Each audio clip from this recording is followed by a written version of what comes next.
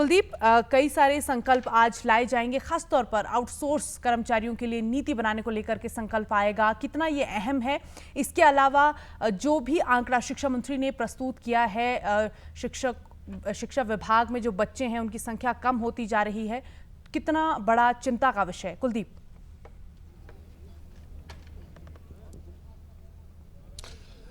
जी बिल्कुल हेमलता, जिस तरह से आज प्रश्नकाल के दौरान इन आंकड़ों की बात हुई है, शिक्षा मंत्री ने जिस तरह से आंकड़े जारी किए हैं, तो काफ़ी चिंता का विषय ये प्रदेश के लिए माना जाएगा। क्योंकि देखा जाए तो 2003-04 के मुकाबले में 2023-24 तक के 50% से अधिक की गिरावट जो है स्कूलों में इनरोलमेंट को लेकर देखी जा रही है, जो कि वास्तव में एक गंभीर विषय है सरकारी शिक्षा के लिए। और उसी प्रश्न के दूसरे उत्तर में उन्होंने कहा कि इसका सीधा असर शिक्षकों की नियुक्ति पर जाता है, क्योंकि अधिकतर ऐसे स्कूल्स रह गए थे जिसमें शिक्षक ज्यादा थे और छात्र कम थे। और उन सभी तथ्यों को देखते हुए जो है शिक्षा विभाग जो है नियुक्तिकरण की योजना ला रहा है, यानी कि जिन स्कूलों में शिक्षकों की कमी है वहां पर दूसरे स्कूलों से बच्चों सहित जो है स्कूलों को मर्ज किया जा रहा है। इसको लेकर के काफी देर तक जो है चर्चा छिड़ी रही।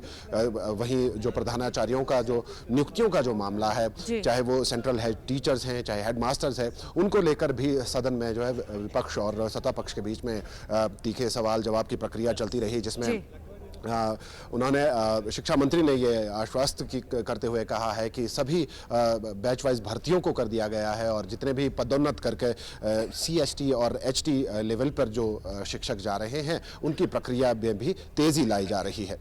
हेमलता, और आपका दूसरा सवाल, जिस तरह से संकल्पों को लेकर आपने बात कही थी, तो इस वक्त शून्यकाल के दौरान जो है विधायक सुखराम चौधरी द्वारा लाए गए आउटसोर्स के सवाल पर जो है चर्चा इस वक्त की जा रही है। इस वक्त अगर हेमलता देखा जाए, हिमाचल प्रदेश के अंदर करीब 35,000 आउटसोर्स कर्मचारी है, विभिन्न विभागों में अपनी सेवाएं दे रहे हैं। उनमें अगर देखा जाए तो मुख्यतः 2 से 3 विभाग जो है मुख्यतः पाए जा रहे हैं, जिसमें कि बिजली विभाग, दूसरे नंबर पर शिक्षा विभाग और तीसरे नंबर पर स्वास्थ्य विभाग।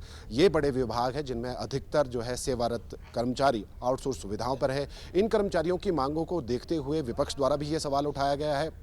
इस पर विधायक सतपाल सिंह सत्ती ने भी अपनी प्रतिक्रिया दी है। उन्होंने भी कहा है कि जिस तरह से इनका शोषण किया जा रहा है, अधिकतर जो कार्यालयों के जो कार्य हैं वो इन्हीं आउटसोर्स कर्मचारियों पर निर्भर कर रहे हैं। इसके अलावा कई बार इन्हें 1 से 1.5 महीने बाद सैलरी दी जा रही है और वेतन को लेकर भी उन्होंने सवाल उठाए हैं कि जिस तरह से सुखविंदर सिंह सुक्खू सरकार ने आउटसोर्स कर्मचारियों के वेतन में केवल 1,500 रुपये तक की ही वृद्धि की है बीते 2 वर्ष में, तो वहीं जो कार्य का बोझ है वो इन कर्मचारियों पर ज़्यादा है और जो इनकी देनदारी है सैलरीज की, उसमें भी काफ़ी देरी की जा रही है, जिससे इन लोगों का शोषण हो रहा है। तो फिलहाल शून्यकाल के दौरान ये मुद्दा अभी गर्म है और इस पर भी चर्चा की जा रही है। वहीं शून्यकाल में ही विधायक केवल सिंह पठानिया द्वारा भी ये भी सवाल उठाया गया था कि प्रदेश के जितने भी सांस्कृतिक आयोजन है, उन सभी सांस्कृतिक आयोजनों में बाहरी कलाकारों को तरजीह दी जाती है और लाखों उन पर खर्च किए जाते हैं, लेकिन हिमाचल प्रदेश के लोक कलाकार जो हैं उन पर जो है ध्यान नहीं दिया जा रहा है। तो उन्होंने सरकार से इस बारे में नीति बनाने की मांग की है और सरकार की ओर से उप मुख्यमंत्री ने जवाब देते हुए कहा कि मुख्य सचिव स्तर पर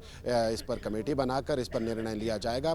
और वहीं एक जो प्रश्नकाल का एक आखिरी सवाल था जो विधायक नीरज नैयर ने पूछा था, वो सवाल ये था कि जो प्रदेश सरकार ने अभी घोषणा की है BPL की सूची में जो पात्रता है उसको लेकर के जो अधिसूचना जारी की है, तो वो कब से प्रभावी होगी। और उसके तहत ये भी पूछा गया कि जो बीते दौर से जो चले आ रहे नियम थे BPL श्रेणी को लेकर के, क्या वो रद्द किए जाएंगे। यानी उसका जवाब देते हुए ग्रामीण विकास और पंचायती राज मंत्री अनिरुद्ध सिंह ने कहा कि पिछले जितने भी नियम थे BPL सूची में लोगों को शामिल करने के, वो सारे नियम अब रद्द किए जाएंगे और 1 अप्रैल 2025 से नए नियम लागू किए जाएंगे, जिसके तहत कि जो PDS के तहत जिन्हें राशन मिलता है वो भी BPL सूची में ही रहेंगे। ऐसा कोई मामला नहीं है कि PDS का राशन जिन्हें मिलता है उन्हें BPL सूची में नहीं रखा जाएगा। तो उन्होंने ये भी बात कही है कि 1 अप्रैल से जो है नया सर्वेक्षण शुरू किया जाएगा और बड़ी बात यह है कि सर्वेक्षण को करने के लिए BDO और SDM स्तर पर जो है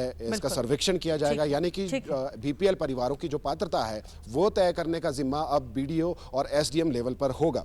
ये एक बहुत बड़ा सुधार है, क्योंकि अब तक ये कहा जाता था कि अब तक सिर्फ पंचायती स्तर पर ये पात्रता तय की जाती थी, जिसमें कि कई प्रकार के दुखद अनुभव रहे हैं सरकारों के, क्योंकि जो अपात्र व्यक्ति थे उन्हें BPL सूची में रखा जाता था। तो अब इसमें पारदर्शिता आने की उम्मीद है। हेमलता, इस वक्त शून्यकाल चल रहा है और आउटसोर्स का मुद्दा इस वक्त गर्मा गर्म है और देखते हैं इस बारे में दोपहर को चर्चा के बाद जो है बिल्कुल, इस बारे में बिल्कुल क्या कुलदीप। निकल कर सामने आता है। हालांकि हरियाणा की तर्ज पर इस बारे में नीति बनाने की मांग की जा रही है। आगे भी चर्चा इस पर जारी है। हेमलता, बिल्कुल, बहुत बहुत शुक्रिया कुलदीप, तमाम जानकारी दर्शकों के साथ साझा करने के लिए।